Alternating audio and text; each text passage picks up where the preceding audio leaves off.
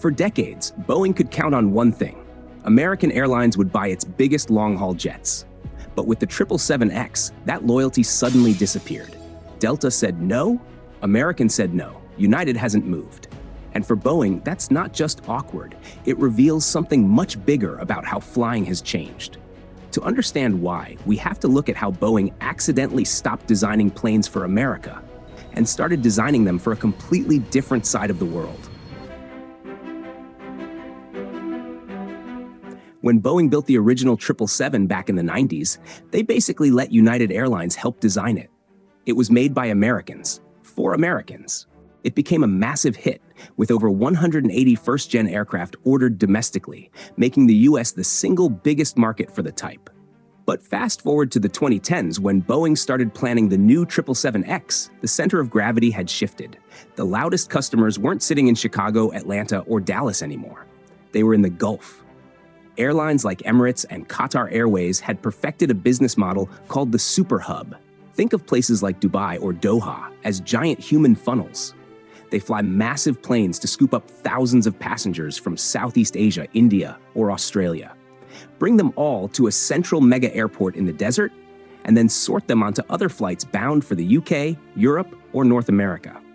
For this to work, these airlines don't just want big planes. They need monsters. They need maximum seats to conquer restricted airspace and crowded runways. So, Boeing listened to their biggest potential customers. They optimized the 777X with massive, fuel-thirsty engines designed to lift heavy loads in the scorching, thin air of the Middle East. It became a beautiful machine, but it was fundamentally a Gulf-centric airplane. If you are Emirates, operating out of a single bottleneck airport, this plane is a masterpiece.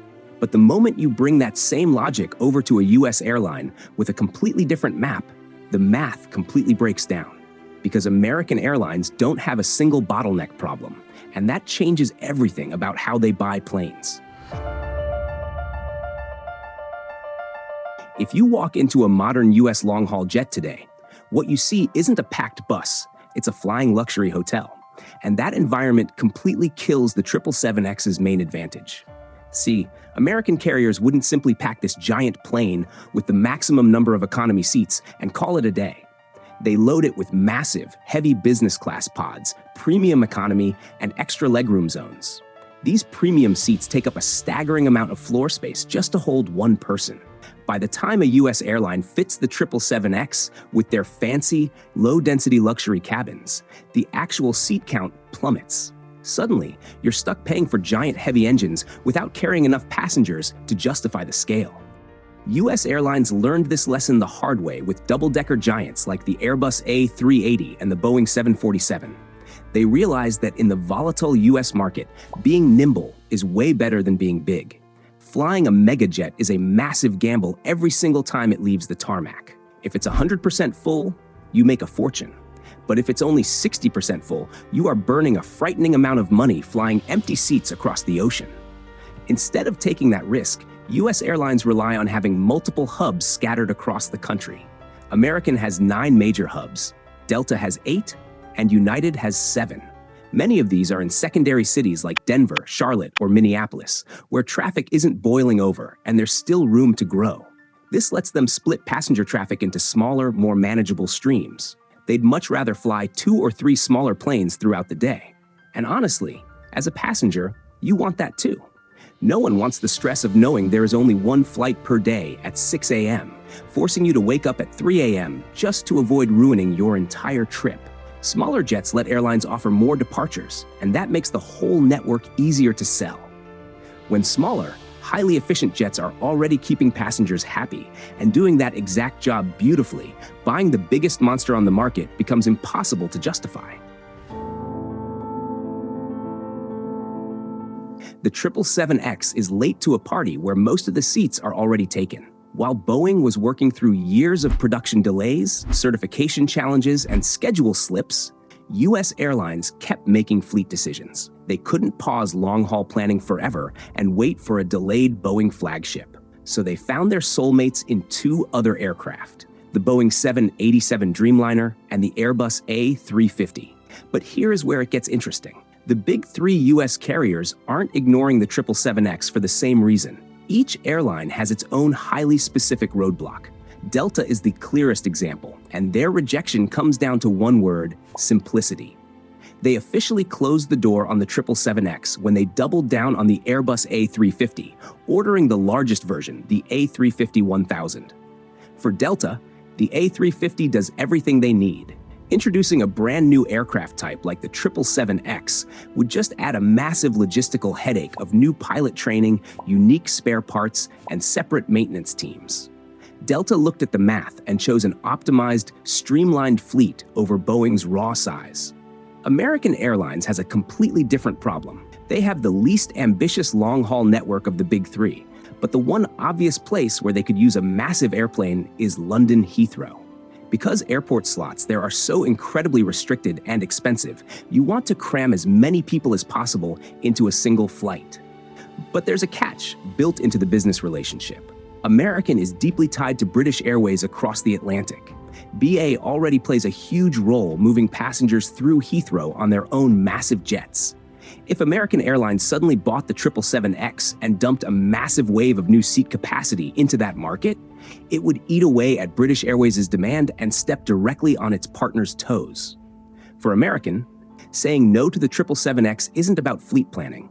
It's about keeping the peace with their most valuable ally. Then there's United. If any of the big three eventually buys the 777X, United feels like the most realistic candidate. It has a huge trans-Pacific network, connecting San Francisco to Asia, routes that could actually justify a 4,000-seat aircraft. So yes, United could buy the 777X someday, but someday is doing a lot of heavy lifting.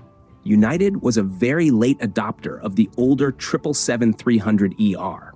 They actually waited until after the 777X had been announced to place their order. Boeing desperately needed to bridge the production gap between the two models, so they offered United a massive, sweet discount. Because of that, United's 777-300ER fleet is still relatively young by long-haul standards, with an average age of just about 8 years. Those aircraft are still highly capable and nowhere near retirement. United doesn't need the 777X because they played Boeing's own production timeline to get a bargain on the previous generation. So, the US giants aren't boycotting Boeing. They are just bound by logic, alliances, and timing. But if the big three are totally locked out, what if the real disruption comes from an airline that shouldn't even be in this conversation? At first, Alaska Airlines sounds like a strange name to bring into a 777X conversation. For most travelers, Alaska is the airline of 737, West Coast domestic routes, and a very loyal customer base that will defend the brand like it's a local coffee shop. But their recent merger with Hawaiian Airlines changed the playbook overnight. Suddenly, Alaska Airlines inherits a wide-body fleet, along with a massive network of routes stretching across the Pacific Ocean. They are aiming to turn Seattle, which happens to be Boeing's historic hometown, into a major national gateway to Asia. And economically, Seattle's airport, SeaTac, faces the exact operational constraint that makes the 777X valuable. SeaTac handled a record 53 million passengers last year. It desperately needs to grow, but it physically can't. The airport was built on top of a flattened hill, surrounded on all sides by highways, houses, and businesses. Any runway expansion project would be an absolute engineering and financial nightmare. If Alaska wants to fly more people out of Seattle to Asia, they can't just add more flights because there aren't enough runway slots. That is the exact scenario where a bigger plane like the 777X starts to make sense. But we have to wake up to reality. For an airline that has spent decades managing tiny domestic jets, scaling up to a wide-body fleet is already like learning to walk all over again. Jumping straight from that into the deep end with the largest, most expensive twin-engine jet on Earth would be a financial suicide mission. Alaska's hurdle isn't the route map or the airport slots, it's pure survival risk. If they expand, they will almost certainly choose the safer, cheaper 787 Dreamliner. And that leaves the 777X in an incredibly precarious position because its reliance on foreign markets introduces a whole new level of danger. At the end of the day, Boeing may have designed the 777X out of its own home market.